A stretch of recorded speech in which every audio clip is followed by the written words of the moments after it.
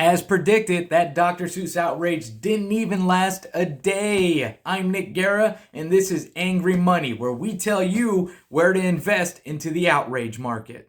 Dr. Seuss outrage down, down, down. As soon as people figured out that it was the company's choice to take the books off the shelves themselves, people didn't know how to redirect their outrage. In a last-ditch effort to try to reignite the Dr. Seuss outrage, several investors tried to compare it to WAP, the mega hit but super controversial Cardi B Meg Thee Stallion song. This fell short. Because anyone worth their 2 cents in the outrage market knows that you cannot get people upset when they purposely listen to something for a reason, all right? Both of those products exist for a reason. WAP is supposed to be a pop song, and Dr. Seuss books are supposed to be Dr. Seuss books. So if you're still hanging on to that Dr. Seuss outrage, I'm sorry, you lost out. You need to let it go. And on that note of hip-hop's presence in the outrage market, Eminem was briefly on the outrage market for a moment thanks to Gen Z and TikTok. A handful of Gen Z TikTokers are trying to get everyone to cancel Eminem because of what? His lyrics, which is not new to anyone that has played the Eminem market, but the song they chose, Love the Way You Lie, not one of his most controversial songs. The hit song, of course, was trying to highlight the dangers of domestic abuse in relationships. Well, Gen Z decided to take these lyrics very literal. But let's cut them some slack because they don't understand that what they're doing is the same song and dance that people have done with music for, well, forever. I'll give you this investment tip.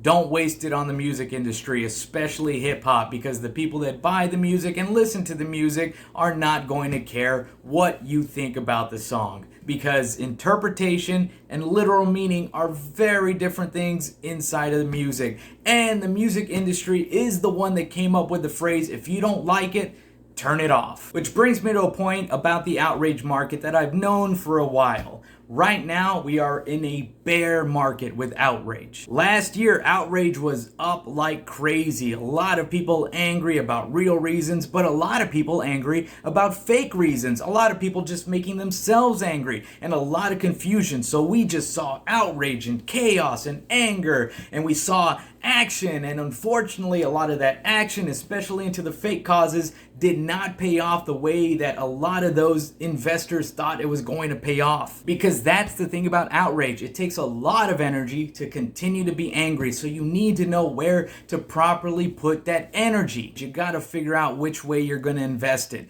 You either gotta invest it in some way to build on that outrage, or you invest in some way to destroy on that outrage. And that's what we saw in Georgia with the election. The election saw numbers in the outrage market that we have not seen in hundreds of years. And one side used their outrage to build, where they got more voters to register, where they provided more information, and they made sure to encourage voters in line to stay and wait out those long lines and to vote early. And the other side tried to use their outrage to destroy, which we saw a great example of what they did with the Postal Service, thinking that this was going to really help them out in the end. And I'm not saying anything new because it has already been written in the history books. We saw the outrage last year. You saw how that energy was used, and you saw which way it paid off.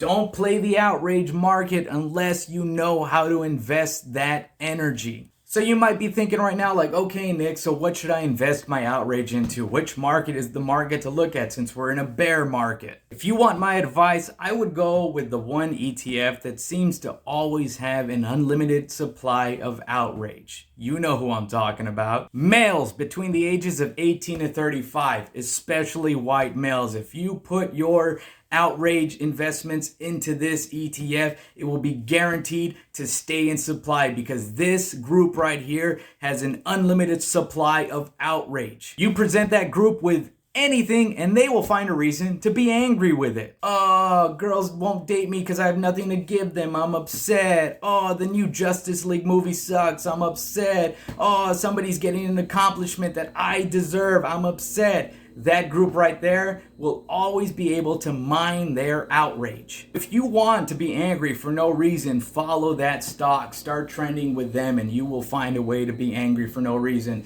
If you need help figuring out what they're angry at, I would say go read up on any Reddit thread, go listen to Ben Shapiro, start ingesting some very alpha male media so that you understand what they're angry at, and then you can invest your energy into that until something real happens, and then you're like, okay, now I have a real reason to angry. Whew, this was getting tiresome. But be warned that everything sucks outrage is a lot of energy wasted, because a lot of that outrage comes from things that you can fix yourself. It's a lot of personal problems. And you don't want to stay in that personal problem too long, because like I said, any outrage energy either has to go into a build or to a destroy. And alongside you, your peers will either choose to build and destroy. Most of them will choose to build at some point, and then you will be left in your own destructive energy. So make sure that you only use this outrage to better yourself. But luckily you got me. I'm Nick Guerra. This is Angry Money, and I'm going to tell you how to properly invest into the outrage market. Now fuck off.